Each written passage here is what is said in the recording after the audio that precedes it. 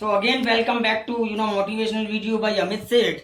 And in this session, the last previous session, we have discussed the modal verbs could.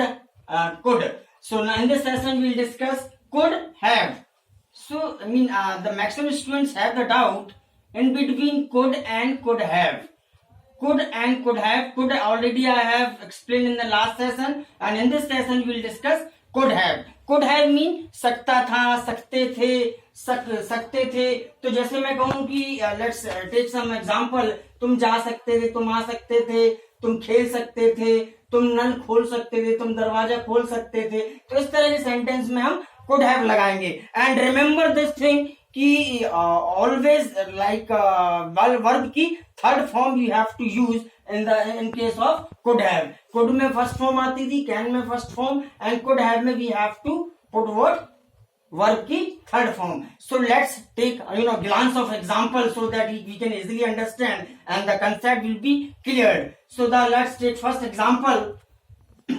तुम जा सकते थे, you could have gone. सो गो की third form क्या है friends? Go, went, gone. So you could have gone.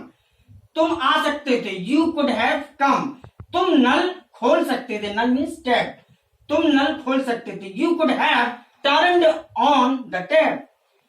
And तुम मुझे phone कर सकते थे, you could have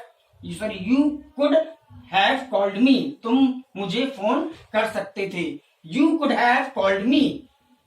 और you could have come but you could not.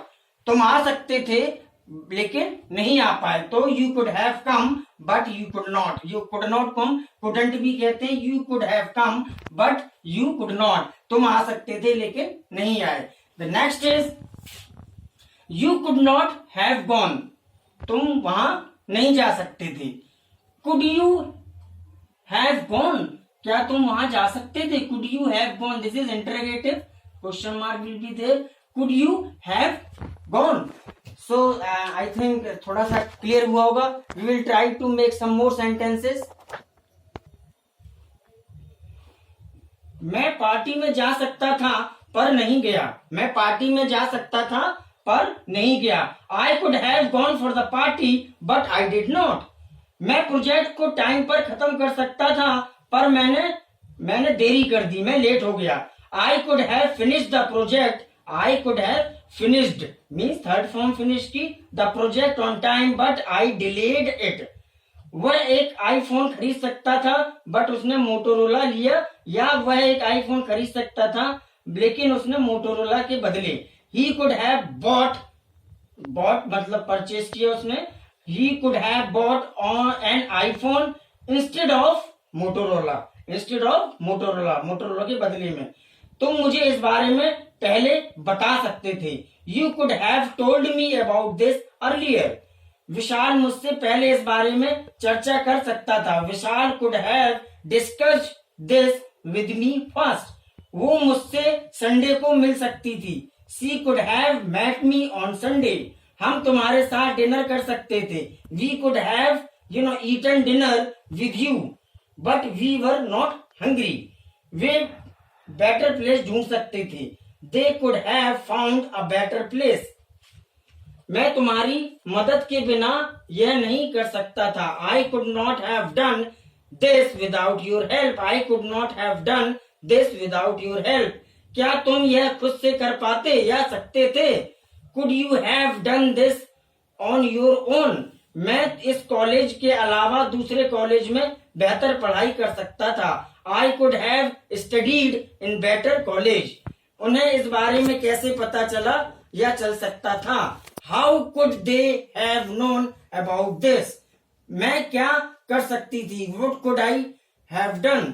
वह कहाँ जा सकता था? Where could he have gone. So friends, I suppose the सारे कंसेप्ट क्लियर हो गए होंगे आपको.